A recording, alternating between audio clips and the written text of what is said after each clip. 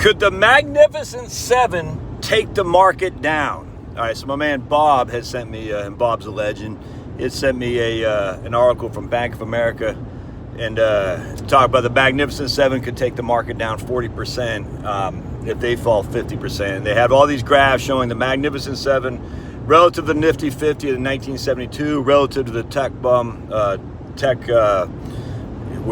stocks in 1999 and whatnot. And the thing that this article completely overlooks, man, it's windy out here, dudes, is the price to earnings ratios. The tech bubble, the PE ratios of a lot of these tech stocks we're over 3 digits, through the roof. All right, what's the PE ratios of Meta right now? I think it's like 23. What's the PE ratio of Apple? I think it's like 32. What's the PE ratio of Google? I think it's 28. Now, Tesla has a price-earnings ratio of over 100. That's bad. I think Amazon's 50 or something like that. That's high, but that's not even anywhere near the tech bubble. Not even near it. NVIDIA, I think, was 50. So a couple of these are high, but this isn't anywhere near the tech bubble, man.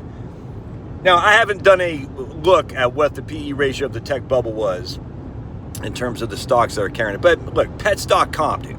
Remember dotcom? Come on. Remember, they had the Internet Stock Fund. Remember that? I mean, dude, and I don't know what the PE ratios of the Nifty 50 were.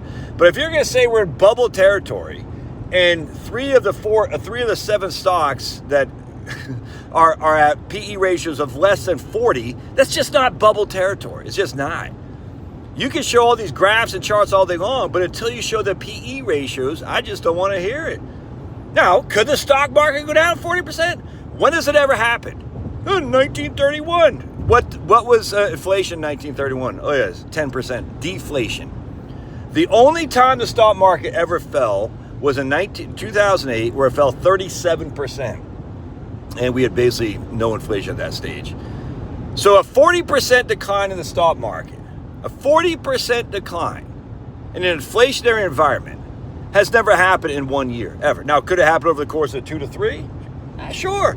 It did in 2000, 2001, and 2. It did in 73 and 74, 100%.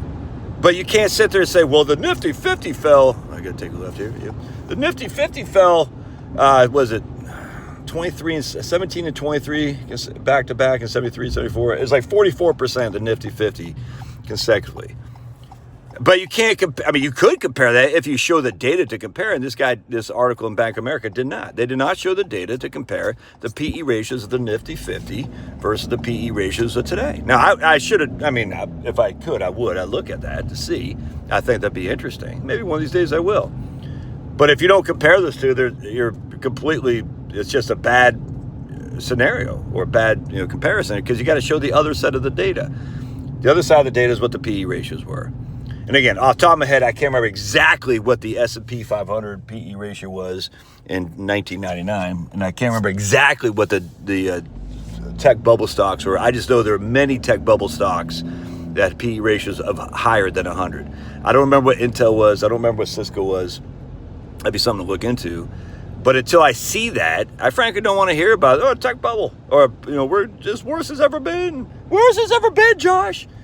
Then I'm thinking, okay, so what happened in 2007, 8, and 9?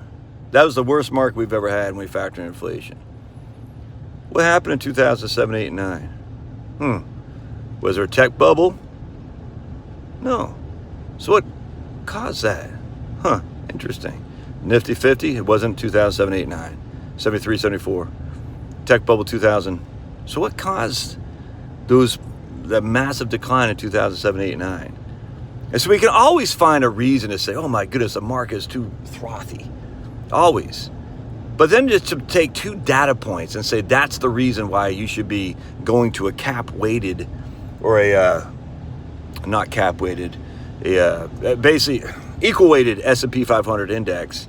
Remember, guys, why the S&P 500 dominates is because it is trend and momentum dominated, and the stocks that start taking off become bigger component of the S&P 500.